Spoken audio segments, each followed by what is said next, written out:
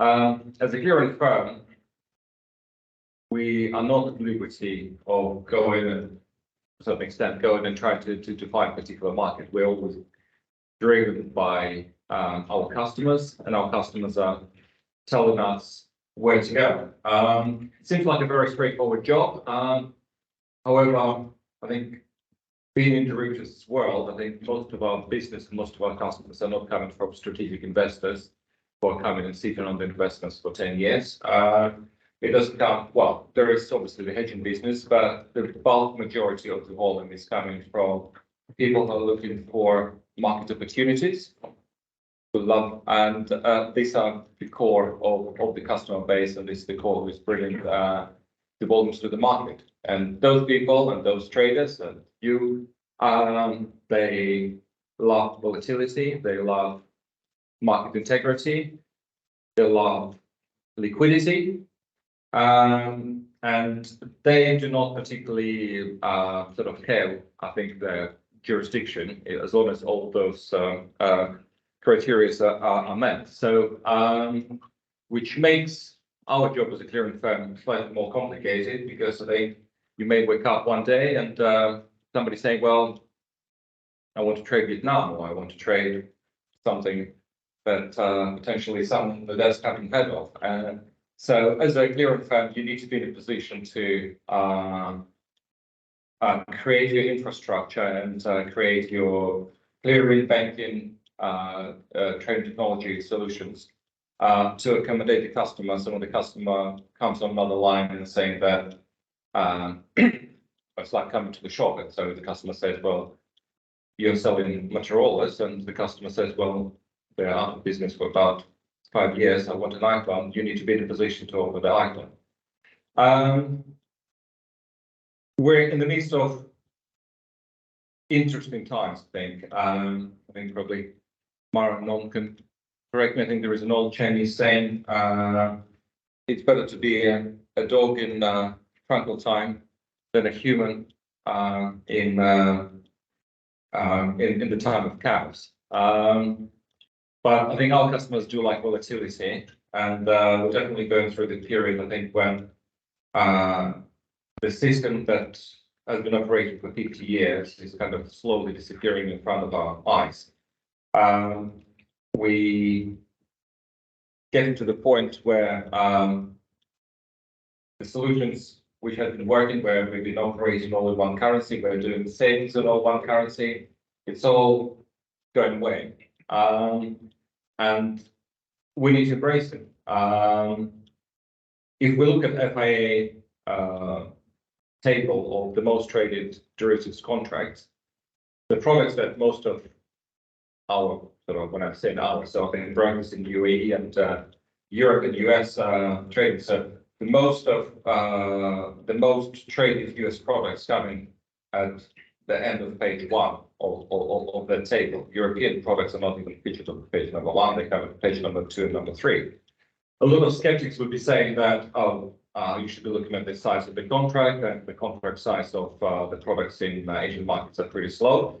But then those skeptics would probably sort of refer them to Financial Times published this year that size of the IPOs that happened in 2023, and China beats US 3-1 in terms of in terms of the size.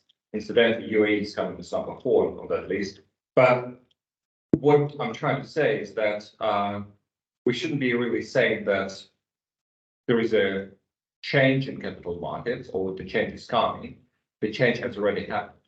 The fact is, we're just very comfortably sitting in our sort of screens, looking at the markets that we used to look, and we kind of have probably either missed or haven't really noticed that market and the capital center has shifted, and there is it is essentially a shift.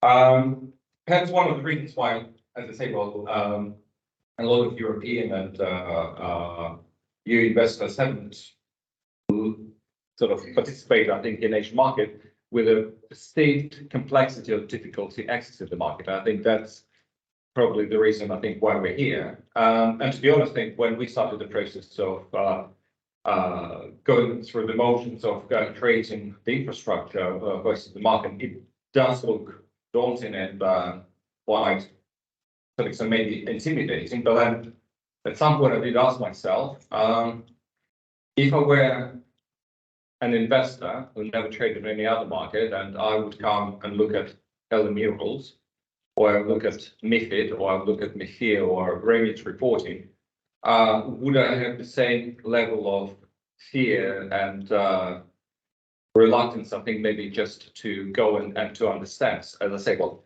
we are sitting in front of the screens and I think, well, we kind of get used to particular color of the buttons, particular markets, but I think the liquidity has shifted, then the depth of the market has shifted. And I think as well, we should probably sort of be asking our customers to have a look. I guess we need to be in the market. I think China is the market that one way or another, whether we want it or not, I think we will be involved sooner or later. And hopefully it's going to be sooner. And I think on this note, I'll probably be passing microphone to Simon to take us further in the presentation.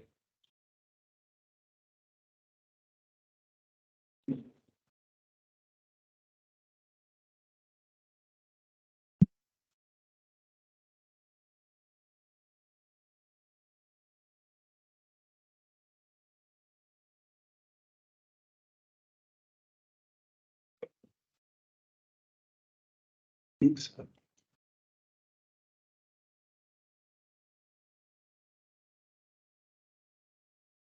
This is the pause. Thank you, Nong, for inviting me to chat to your friends, and thank you all for coming.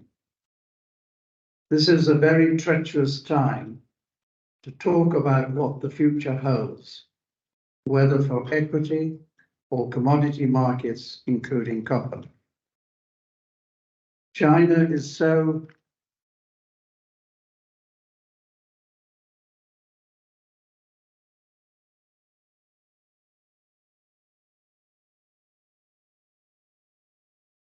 What are you trying to do?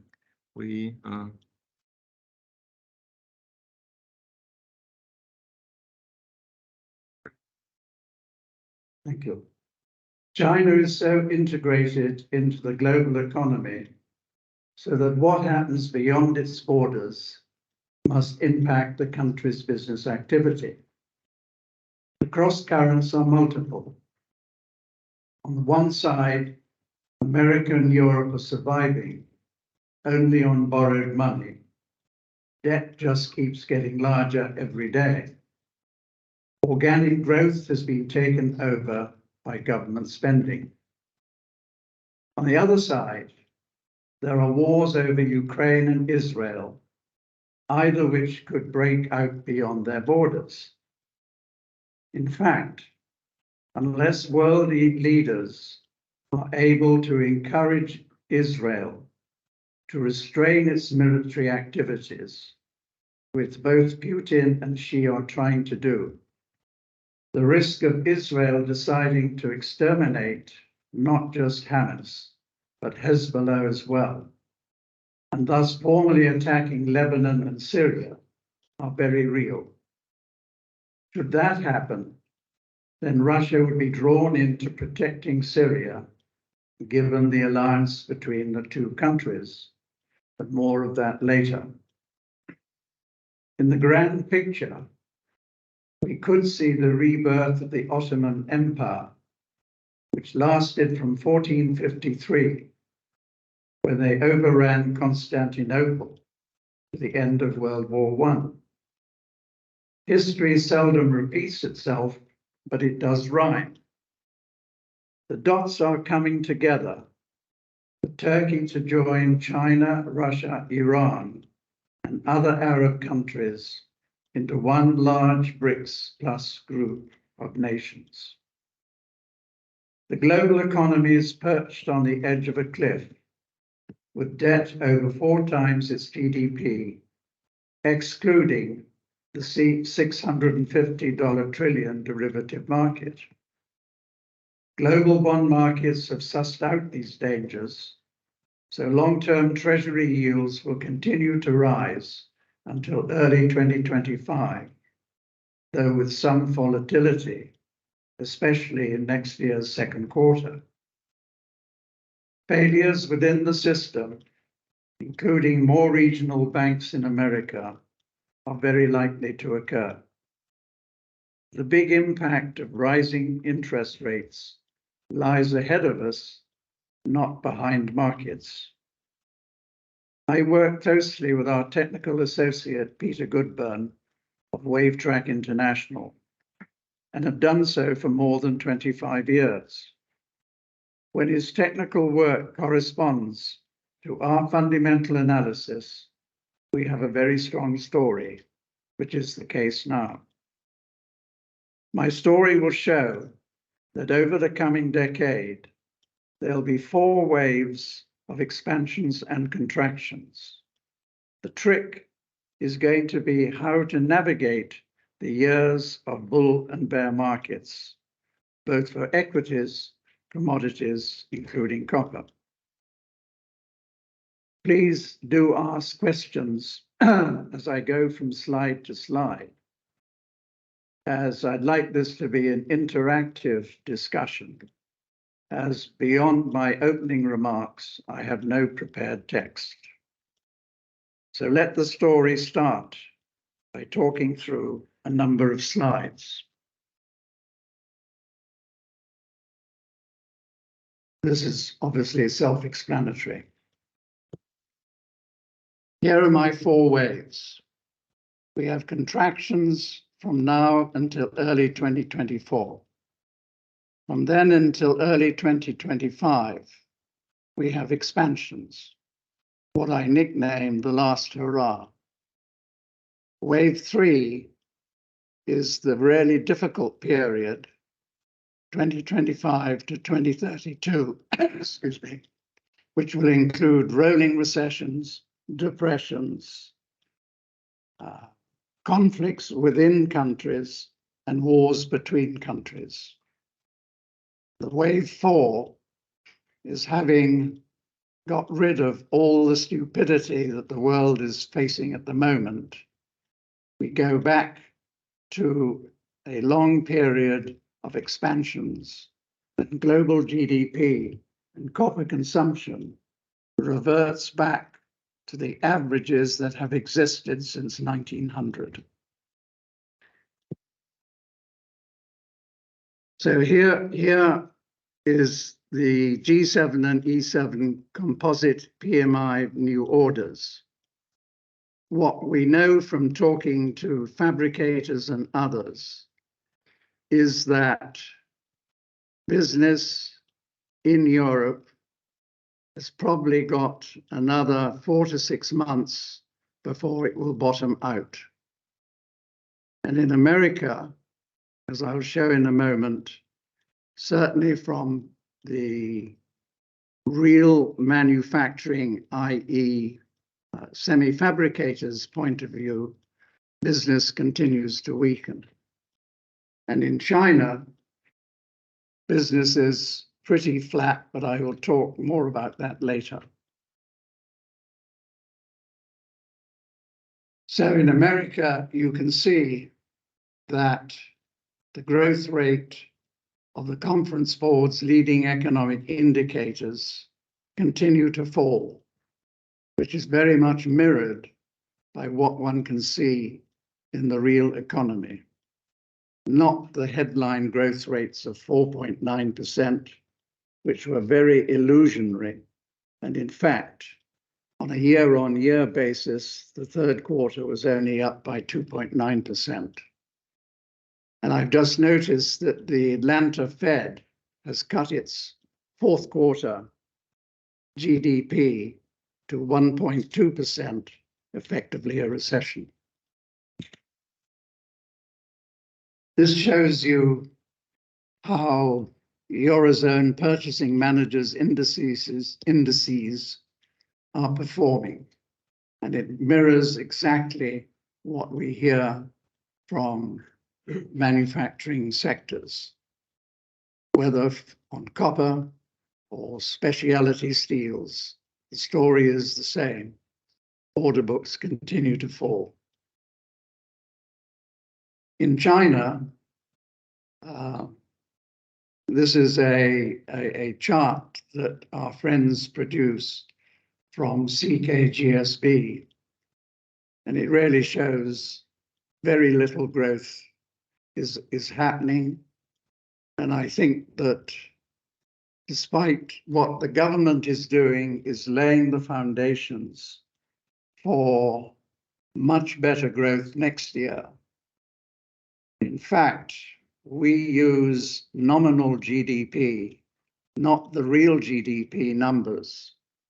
And I could tell a story of how an intern of ours actually was doing the research for a member of the PBOC's monetary committee, and in so doing had the password for the real NBS database. And there was a huge difference between the published GDP deflator and the real GDP deflator. And hence, ever since then, we have used nominal GDP. And nominal GDP this year will probably grow by between 4.2 to 4.5%. But next year, for reasons I'll explain in a moment, nominal GDP should be growing by 6 to 6.5%. They send out virtual invitations. It's like, it starts at 6:30 in the morning, 3:30. We've got a guy talking here. Signing on, you can't see it. The thing doesn't start until 8. From Teams. But yeah, they did. There was 20 people waiting, then messaging them. Well, it doesn't start till I go, get your invites, wow, straight. The guy online.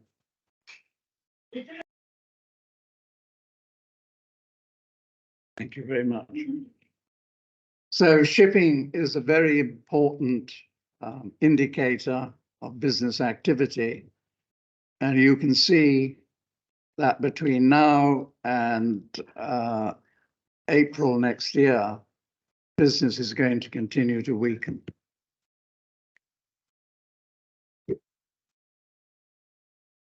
The equity markets have been very complacent. It's really sick. You know what's happening here. I have no idea. I think it's.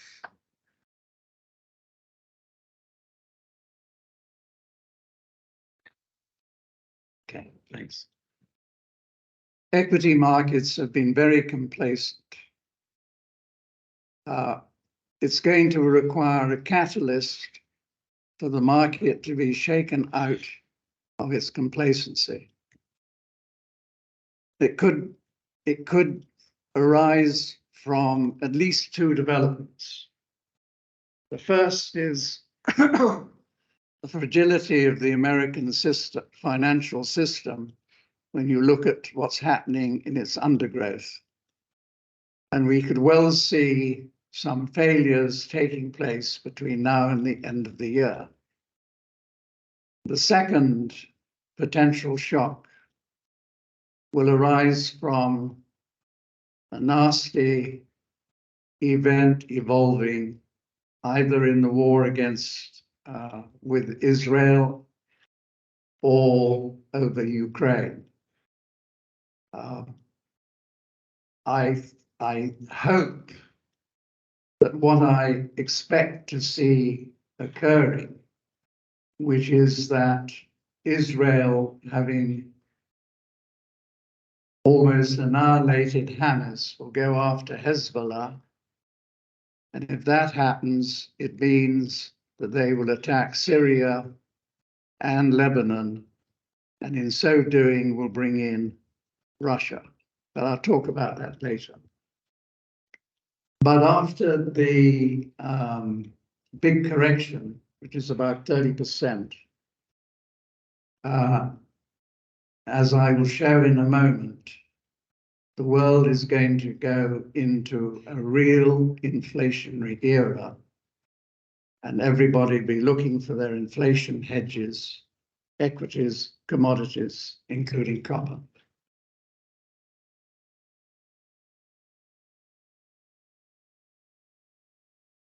Oh, what's happened here?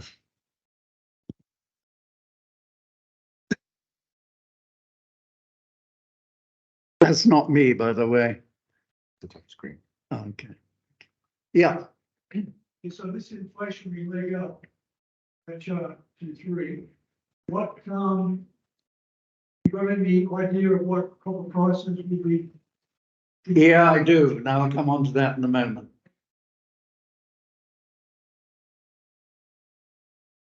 So, first of all, this is the period in wave 1 to about April next year. And you can see how we have copper unfolding first with a little flip to the upside, and then step by step down very sharply until we actually have until about April next year, which then leads us into wave 2. But first of all, we need to think about what's going on in the wars over Ukraine and Israel, because they are going to have a big impact upon business activity and sentiment. At the moment, investors have said, Ukraine, that's miles away, it's of no real interest and no impact on us.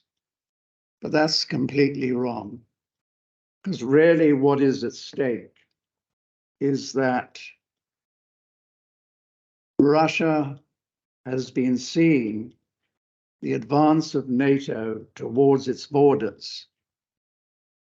And if Ukraine became a member of NATO, then they would be able to position hypersonic missiles, once America has perfected that technology, right on their borders. So for Russia, it's a question of survival. There are hints that Putin is willing to negotiate a ceasefire. And that actually comes from a statement that the president of Belarus made. The problem is, what are going to be his conditions? And I suspect that they won't meet the wishes of America or NATO. The real danger now is what happens over Israel, Hezbollah, and Hamas. If one reads between the lines, Netanyahu really wants to decimate Hezbollah and Hamas and the PLA and make Israel the owner of all its biblical lands, that part of which are inhabited by Palestine. Of course, this is completely unacceptable to either the Arab countries or NATO countries, who all say that there must be a two-state resolution to the Palestine issue.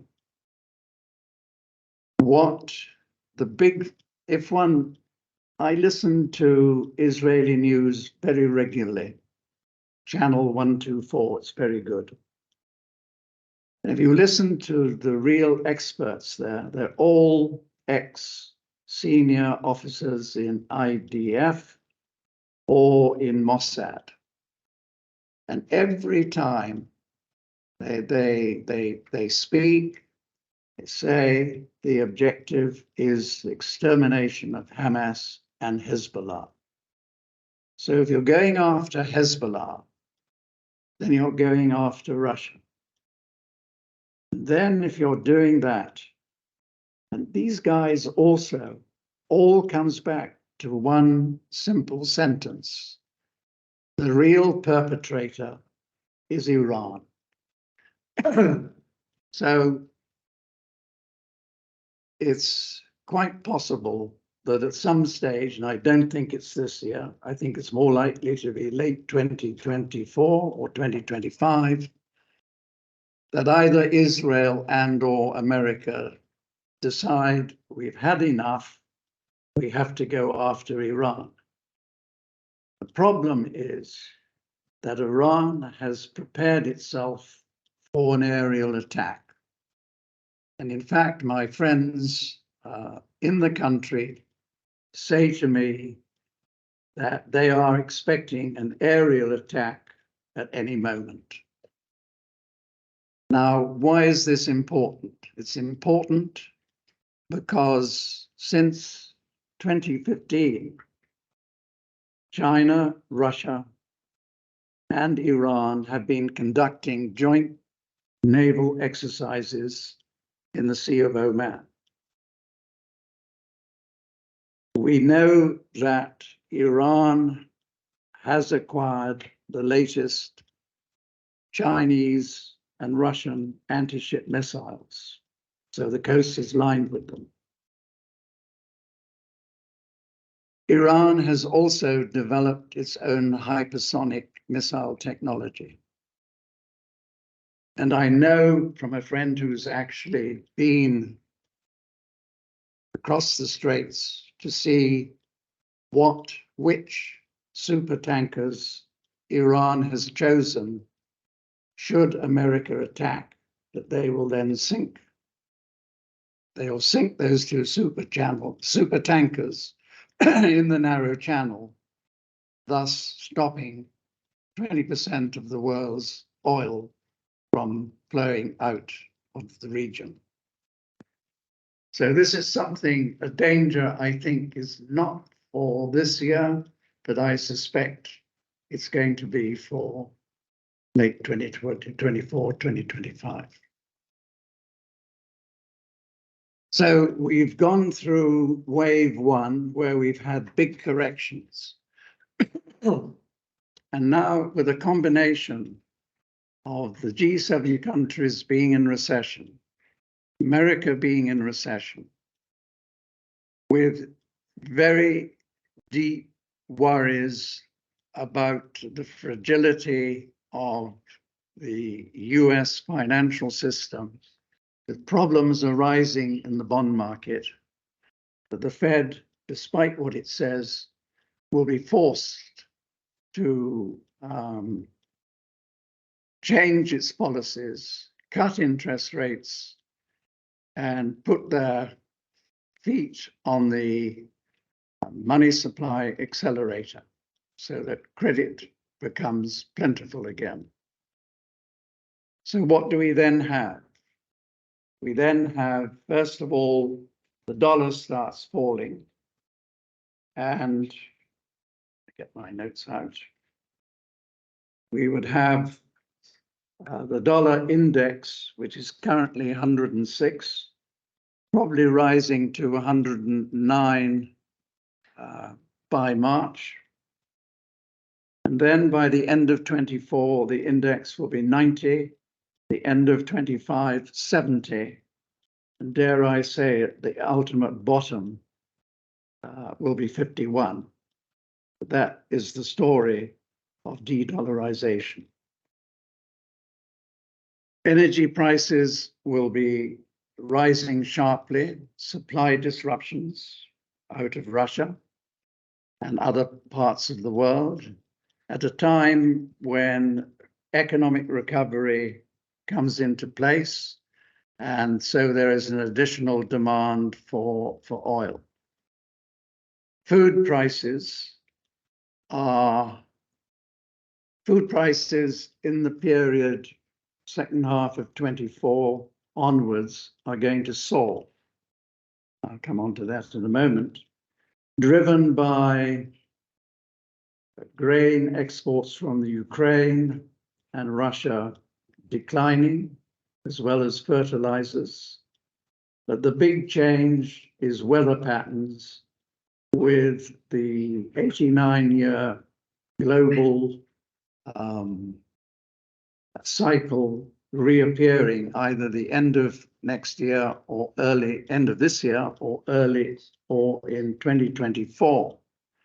And the last time that happened, you had the decade of the Midwest Dust Bowl. Households will obviously restock. Inflation rises, so households do what they always do and buy more than they want to eat on that week.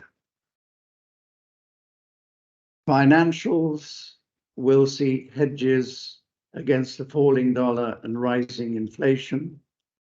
And always from a copper point of view, that means that they buy physical copper and futures. I can recount a story that appeared in the last great inflation era, 1979 to 1982, when after the event, a very large American chemical company that was a client then told me that they had bought 200,000 tons of copper as their hedge. That's probably equivalent to 500,000 tons today.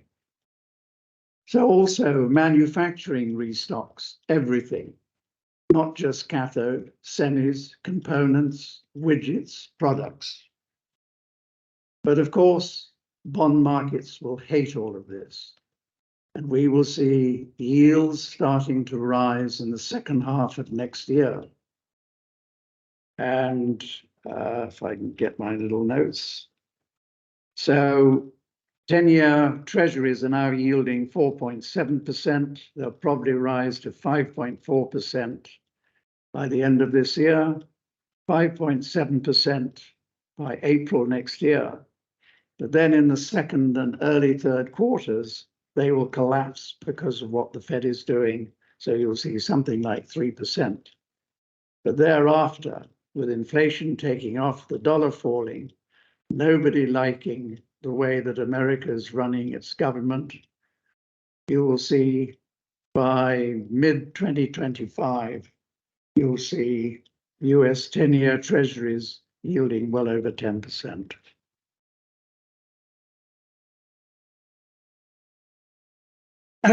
So coming back to food prices, that's actually what we're seeing.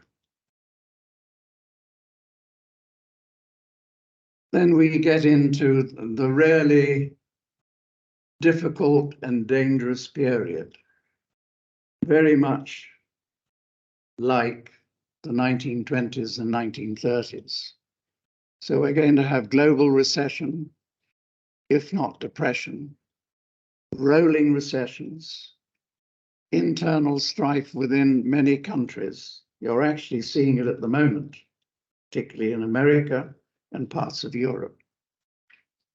And we'll probably see wars breaking out between G7 and the BRICS countries, led by China and Russia. The US dollar index, as I said, will about halve in value. The BRICS currencies will replace G7 currencies as the strong currencies. I can chat about that as we've got some informed views on what's going to happen on de-dollarization. BRICS will unveil their single new currency, which won't be directly backed by gold, only indirectly, because the currency will probably be backed by the bond markets of China and Russia and others. But by then, their own currencies will be backed by gold, but not convertible into gold. So in this nasty period, equity and commodity prices collapse. But the good news is that these 7 years of hell will be transformative. Diversities and divisions will be settled through these confrontations.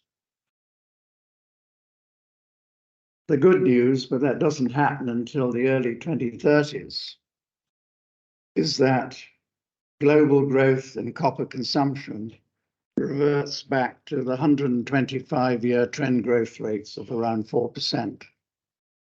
And that includes copper consumption. G7 and BRICS will learn to live with each other. The risk is that America loses its hegemonic status, but still remains a great nation. The probability is that the EU will break up. The interesting development is that by then, BRICS will control most commodities. But the big question is what currency will they be sold in? It won't be dollars. So what does this all mean in terms of GDP? Well, here is our forecasts. As you can see, the fall starts in 2025, peaks in 26. 27 is still a bum year, and then we start seeing recovery. Now, let's turn to copper, and first mine production.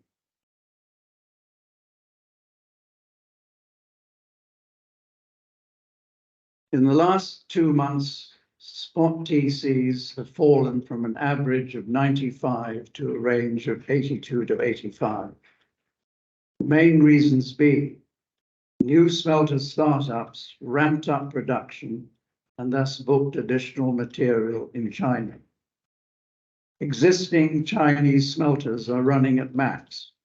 Recovery in acid prices removed an important bottleneck. Outside China, production and logistical problems have reduced the flow of concentrates from Rio Tinto's Mongolia mine very significantly. Also, the Panama government has reneged on its agreement reached with Panama Cobre, resulting in mine and logistical problems. First half of next year, the probability is that there will be an oversupply of mine production, but in the second half, a very tight conch market, with TCs probably falling into the 60s. These forecasts are produced last month by the IWCC, and in their analysis, they make an adjustment for unaccounted supply disruptions of about 300,000 tons for this year and 1,200,000 tons next year. Also, it's debatable whether the mine production data fully accounts for the fall of the copper content in concentrates, which globally has fallen from around 27% to around 24%.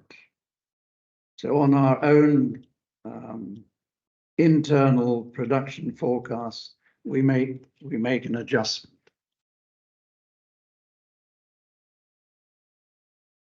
Refined production.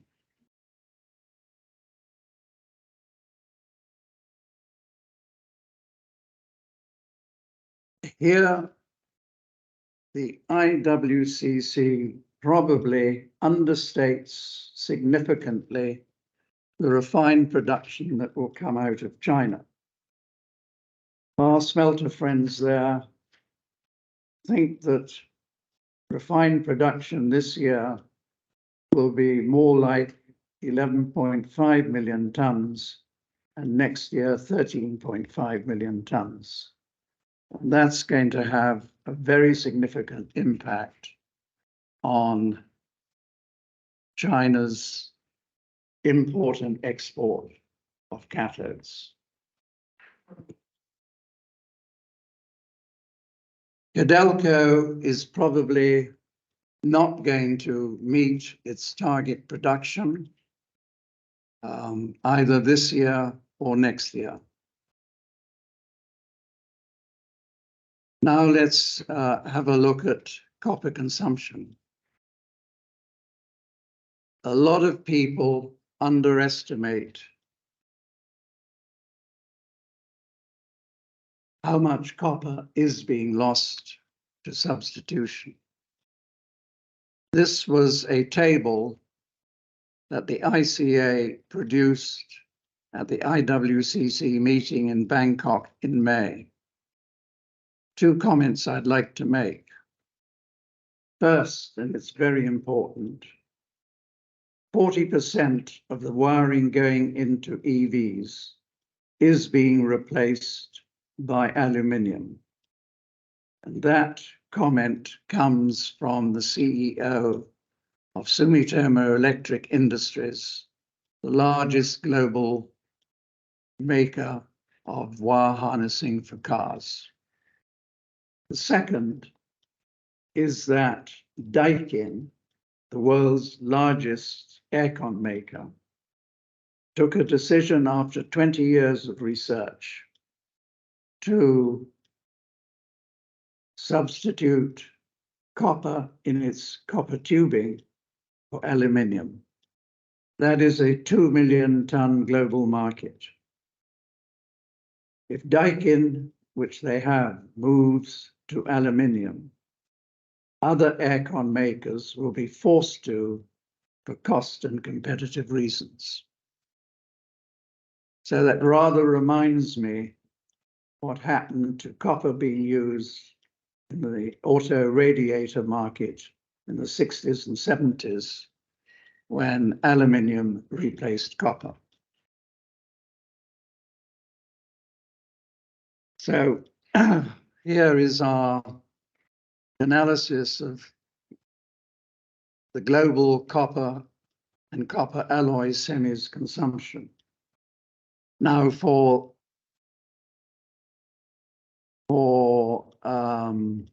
next year, you can see we have a consumption of 25.3 million tons. But the point I'd like to make, going back to my earlier comments, is that consumption is one thing, but demand is quite another. And we are very likely to see, for the reasons I outlined, that demand will be 26 million tons, if not higher. That, of course, will have a huge impact on copper prices, as I'll discuss in a moment. For China, basically, the market is flat, largely because of a collapse in the second half of this year in scrap used for wire rod and brass mills.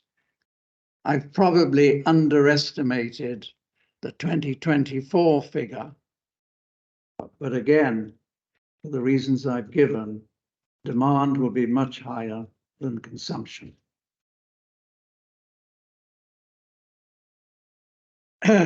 Now we come to what I think is a very important change in the market structure.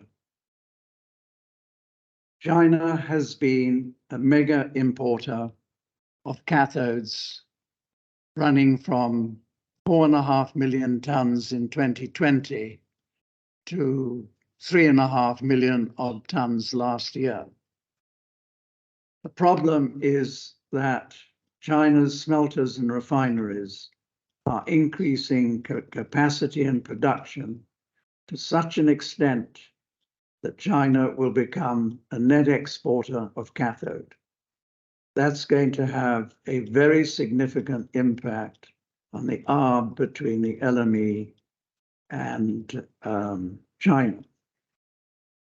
There's another comment that I should make on that issue, on this particular issue, and that is that China this year has been financing Russian cathode that it cannot export. By the end of this year, that should be somewhere around 500,000 tons.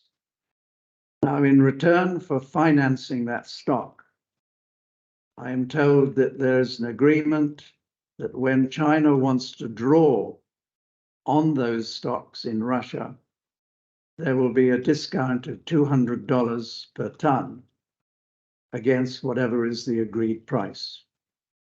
So why import cathode when you can get it at a $200 discount?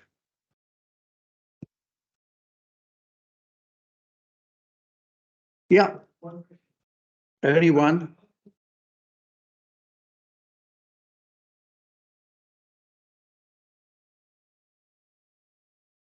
Yeah, hold on. I said the demand, consumption is one thing, demand is another. You add in what financial institutions are going to do, what fabricators are going to do, what the manufacturing sector is going to do, and you're going to end up with a huge deficit. 700,000 tons, million tons, I don't know. But that's going to be the reality. And as I said earlier, go back and look at the template 1979 to 1980, and then the collapse in 1982. In 1 year, you had a 75% increase in the copper price. Now you've got much bigger players who are putting more money into them, able to put more money into the market. So it's not going to be a 75% increase. It's going to be more than that, which comes back to what we think will happen, is that you go from a low point of, say, $6,000 at the end of March, early April, to close to $14,000 in early 2025. 1 year. 1 year, 79, 1980, more or less 1 year this time around. So, questions, please. Yes, on the US dollar going over after 25. So what does that mean for currencies like the dirham, which is the US dollar? Do you think it will be critical? Well, on my tea leaves, I think that the dirham will break its peg to the dollar possibly quite soon. I'd say next year. Then the dirham will rise sharply, probably against all currencies. And that's great news for the government, because a stronger currency will reduce domestic inflation, particularly food prices, most of which are imported.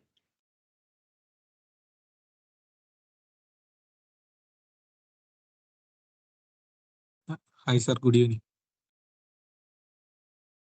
Second question is, in wave 2 there,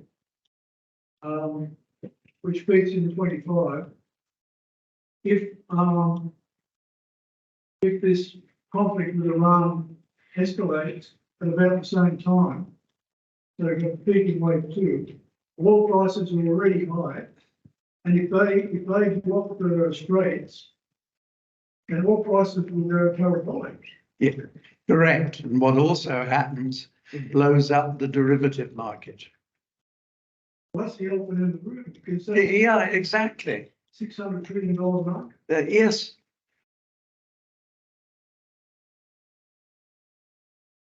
Now, I'm not saying it's going to happen, but I think it's a big risk where you look at how the dots are coming together.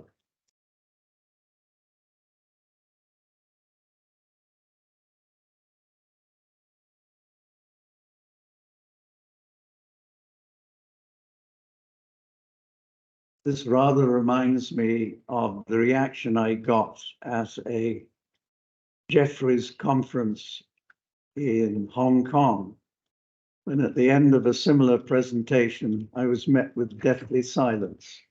And somebody asked a question, and after that, there was a flood of questions.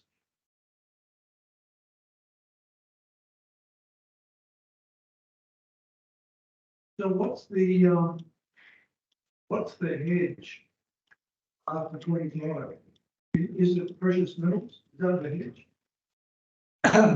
Physical assets, Tangible physical. physical assets. And particularly gold. I mean, gold is definitely coming back into the monetary system. Everything I put together suggests that both China and Russia will back their currencies with gold.